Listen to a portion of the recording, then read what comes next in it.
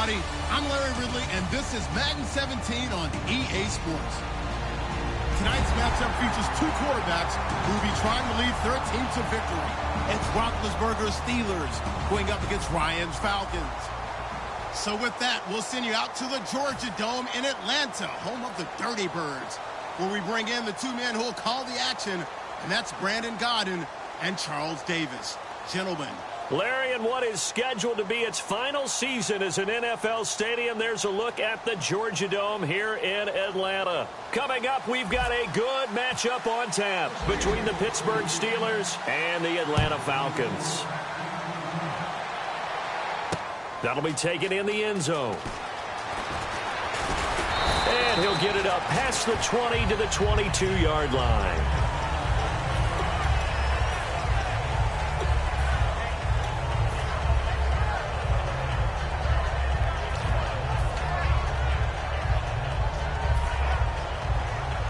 Now hold everything here. We're going to get a timeout by the offense. They'll have two remaining.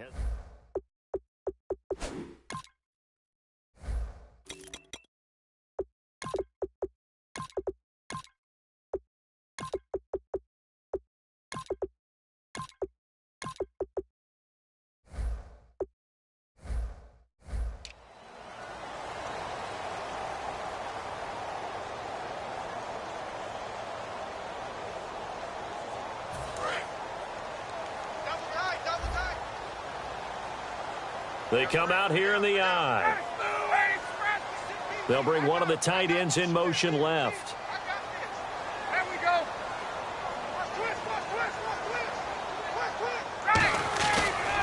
They'll run for the first time with Devontae Freeman. And he's going to get this one across the 30-yard line. It's a 10-yard pickup, and it moves the chains. It should go without saying that anytime you run the football well and gain a nice chunk of yardage, that means the offensive line did their job and did it really well. But let's give them a little more credit than that, because all week long, offensive line meetings, they're going over adjustments, counters, line shifts, all those things that go along with it. And yet you still have to be physical, and that's what they did on the first play. That is incomplete. A glance at the starting unit. Julio Jones, a threat on the outside, of course. Combines great athleticism, incredible speed, and a whole lot of toughness to be one of the better receivers in the NFL.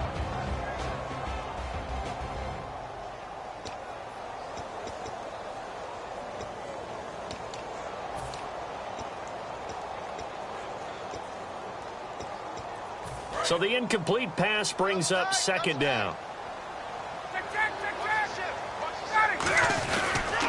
The former Indiana Hoosier here, Tevin Coleman.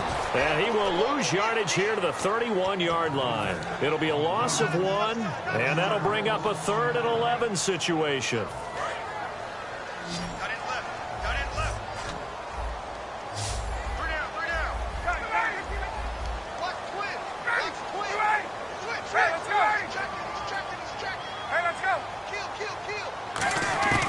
On 3rd down, Ryan. Oh, he got position on him, and he pulls it in. And Brandon, I think Mohamed Sanu had a nice career while he was in Cincinnati, but he really elevated 2016 in Atlanta. The most catches for himself in a single season. 59 of them, 4 touchdowns. Really a nice compliment to Julio Jones, and he was a nice compliment in Cincinnati. I don't want to say he's not a number 1 receiver, but he plays that number 2 slot well, doesn't he? He does, and I think it's because of his versatility. He can play in the slot. He can play out wide. They can use him as a wildcat quarterback. He has thrown passes in the NFL.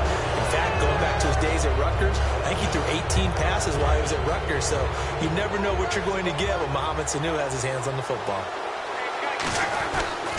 Now the first carry for Le'Veon Bell, and little room to maneuver there. He gets it down to about the 39. Just a yard on the first down carry, so it's 2nd and 9. This offense has some speed, and certainly Martavis Bryant, he has some speed. He has that, and he has size. That's what makes him so difficult to cover, because just when you think you have to play him one way, the other attribute kicks in. Martavis Bryant could be an all-star real soon. And ready now for 2nd and 9.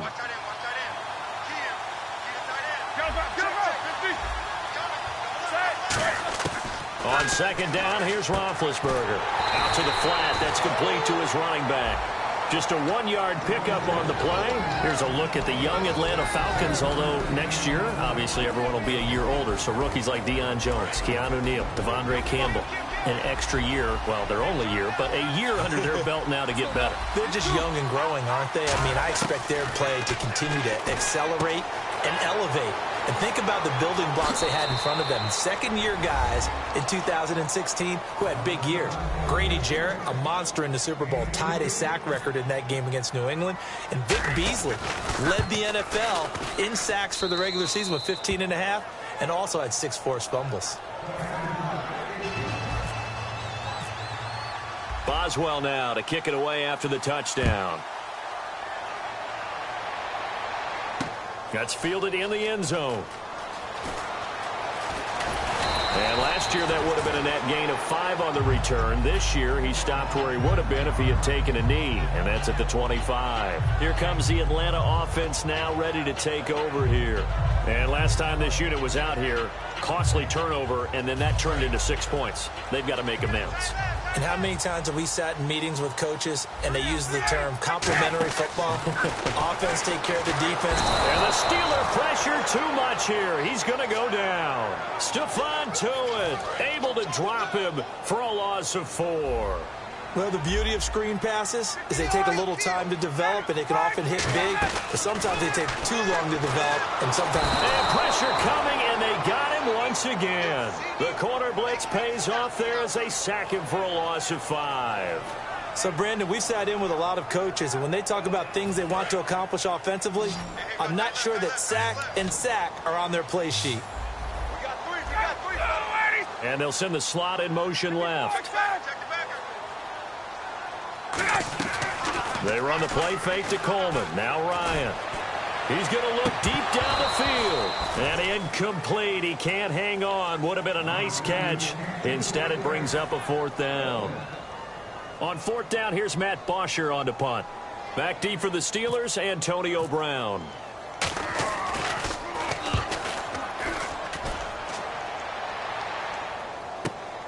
Now Brown. Well, he wasn't too far from breaking that. Officially, give him 15. And the Steelers will go on offense here, 1st and 10.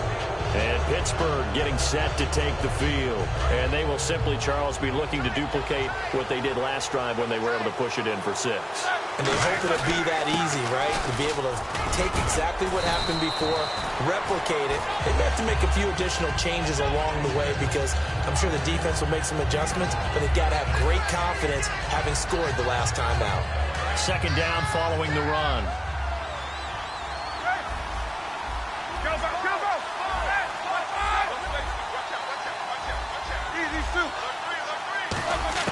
Now Roethlisberger to throw on 2nd down. And did he get the feet down? No. They'll say he did not. It's incomplete. Oh, he caught it. Just couldn't get the feet down. Couldn't get that toe tap sequence, right? I was ready to call him tippy toes if that one was completed.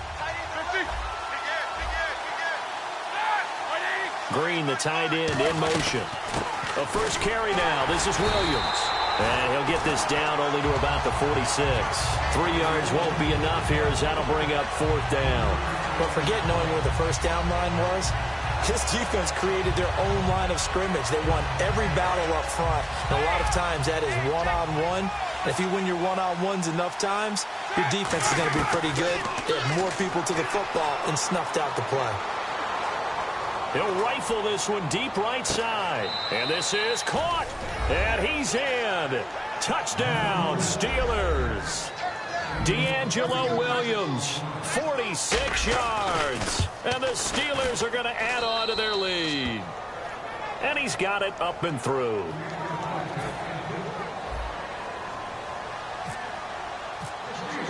Boswell now to kick it away after the touchdown.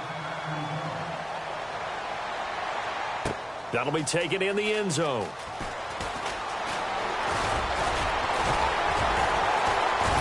And he'll bring it back to just about the 25, call it the 24-yard line. Atlanta now coming out on the field. And still no points on the scoreboard. You're coming off of the 3 and out. They're just looking for anything to grab onto right now, aren't they? I'm wondering if someone's going to take charge in the huddle. You know, we always look to the quarterback, but sometimes it's another player on the team, a star, a veteran, someone with some excitement and energy. It's like, all right, guys, let's shake things up and let's go, because they still have an opportunity to make things happen. Shake it off. An ex-teammate used to tell me all the time, I hate experienced quarterbacks because no matter what, you really can't hide what you're doing. And I think that right there, he knew right away where the blitz was coming from, where his primary guy was going to be, and he ended up going to a secondary target for a nice game. I was just going to ask you, that wasn't the primary target. He's so good at that, isn't he? I think he knew right away that he wasn't going to get to his primary guy. I think he read that as soon as he got to the line of scrimmage, knew where the pressure was going to come from, and said, I know how to beat that, and that's what he did. 4 yards on the pickup there, as it'll leave him with a third and about 4 more for first. Well, if you're a football guy, that's a pretty run because everyone is in sync right there. Obviously, the guy carrying the ball, but how about the people up front? Leverage, athleticism, they created some nice space for him. Now it's Ryan. And he fires one that's intercepted. A great read, and it's picked off. And he will be brought down, but he's got the interception on the final play of this first quarter.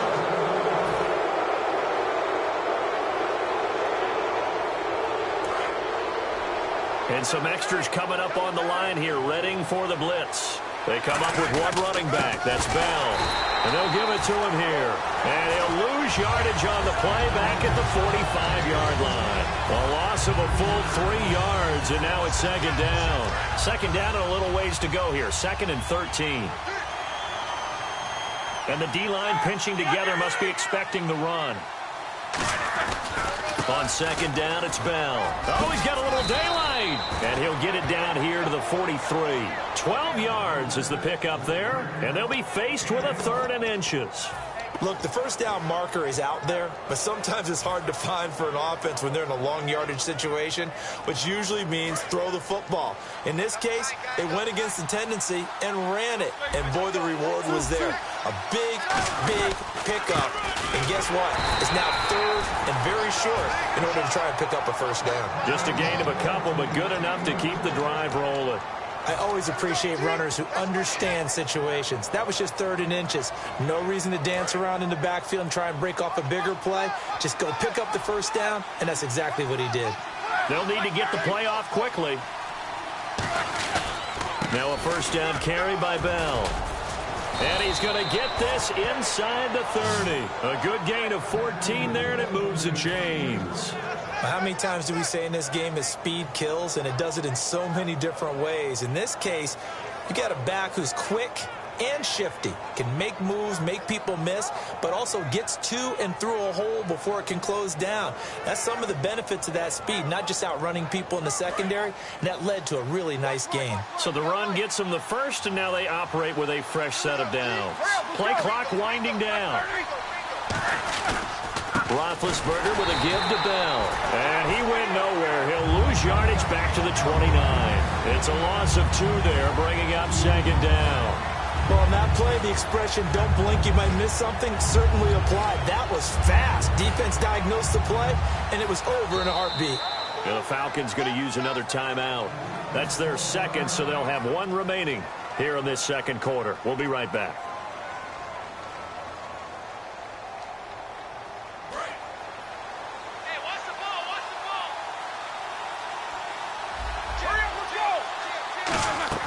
They'll fake the give to Williams. Now it's Roethlisberger. And this is caught at the 8. And he's going to take it in for a Steeler touchdown. Ladarius Green, 28 yards. And the Steelers find a way to stretch their lead. And he's able to put it through. Boswell now to kick it away after the touchdown. That's fielded in the end zone. And he probably should have stayed in the end zone as he'll muster a return up to only the 14-yard line. Now the Falcons offense gets ready to head back onto the field. Looked like they had something going last drive. Then the interception happened. Will they recover? The memory they need to keep with them is that they did have something going. They were moving the ball on offense, had a nice sequence going. Don't worry about the other part. You can't get that back. Let's go back to what you were doing well before. I thought you were going to say they need to have no memory, but remember the good part, forget the bad. I like that even better. The defensive line disperses a little bit here, maybe expecting a pass. Jones will come now in motion right. On 1st and 10, it's Ryan. And it pops free. The collision there jarred the ball loose and brings up 2nd down. All right, different topic here. 2018, the Super Bowl, traveling north, far north to Minneapolis. Early predictions for that one. Who you got? Well, you know, everyone's still waiting in the NFL for a home team to play in its home stadium, right? So could the Vikings be that team? I'll start in the NFC, and I'm going to say no. I think Seattle, starting to get near that maybe last run with their defense. Burrow Thomas returns. I like Seattle coming out of the NFC. How about you? Well, I'm actually going to take a Dallas Cowboys NFC title run. I think that they came so close this year, probably most talented going into next year. I like that one. Well, in the AFC, I'm going to go with a team that if they improve their defense and their quarterback stays healthy, they could be that team, the Oakland Raiders. Okay, I'm going dark horse. Cleveland Browns. Let's go. Hey, from worst to first. They'll get a couple yards on that one, and that's going to bring up a 3rd down. And at his size, he's a smaller back. You can get him to football. He can kind of get lost, make someone miss. It's good for him. Yeah, it's great for him. Looking for Jones, and it's intercepted. A great